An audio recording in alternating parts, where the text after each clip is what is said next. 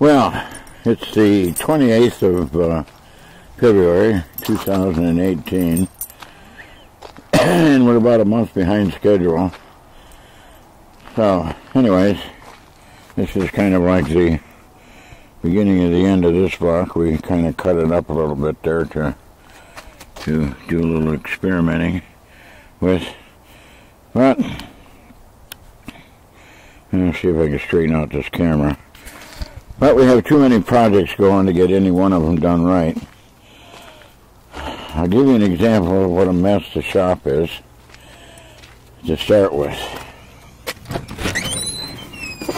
Over here on the left is the old lathe.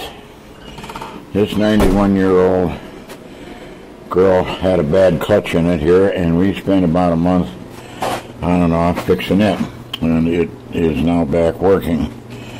But that was a disaster because this whole girl is necessary. As you can see, here's the part of that block that we cut in half. All of the parts that we're going to know about how to fill the intake port just in this area here. We're going to be filling the area around the intake port with plastic steel. I have an idea on how to do that. That's the Roadster. We'll get to that in a minute. We're back here to the milling machine, and the milling machine has a problem too, but we seem to have that fixed. So, no production on anything else. This, of course, is a bunch of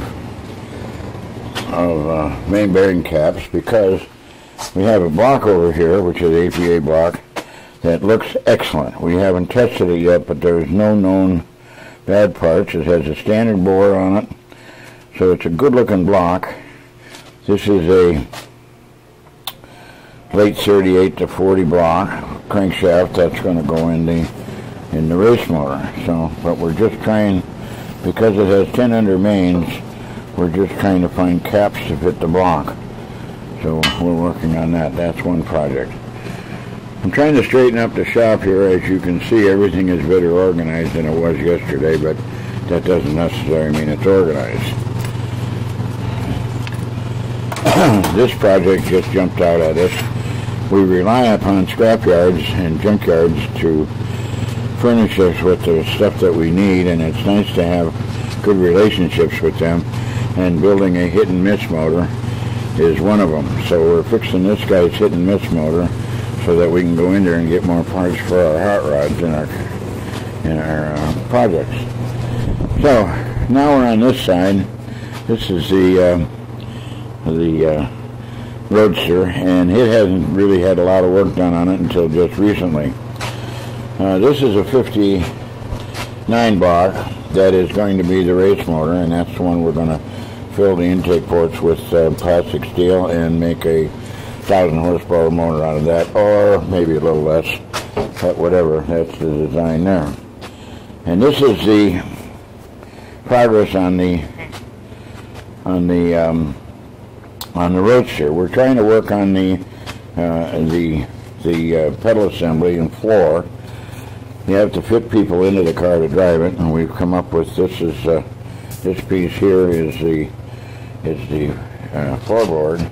That's the transmission cover, and the rest of that stuff is pretty obvious. Our biggest problem was up here in the front.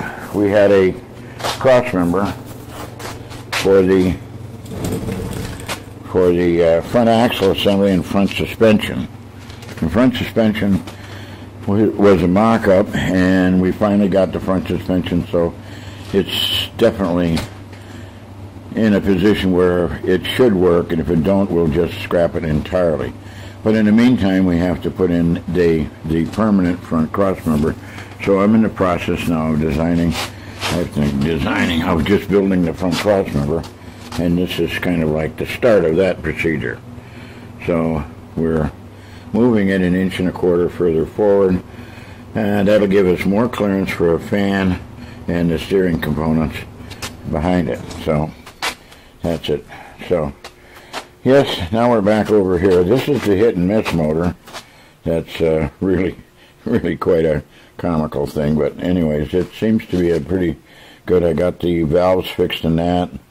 We got everything working on that thing there, and all we need is a little spark. So, as we walk down the aisle here, you can see the problems that we have with space. Okay, here's back over here. We have our steering all sorted out. This is sorting out. The clutches are mounted. The brake pedal assembly is mounted, and you'll notice that it just barely clears this carburetor right here. Not really a very good thing there. And so what we're going to do is a major change to this pedal assembly here. As you can see on the inside, there's not a lot of room for your feet to run a gas pedal, a brake pedal, and a clutch pedal. So that's a problem.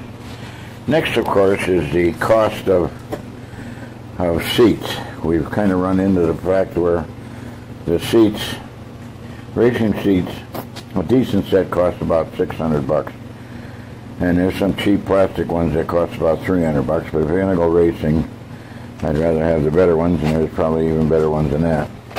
So we have the gas line, and we're working on that. In the back here, we're pretty well done with the back. I got to say that's one thing in the back.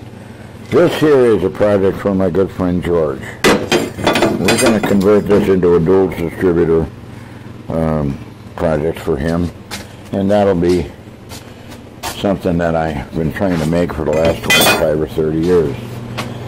Okay, so where are we at on the fuel injection? Well, the fuel injection stuff, all packed away in boxes here, has been set aside until I get time enough to work on them. So that's pretty much the end of the story. Yeah, God bless this thing out here. We do have projects that work. Yep, we got our traveling beams and all that stuff. Seems to work out. The heat in the shop is working, but I wish I was working as good. So that's it for now. I got to go to work.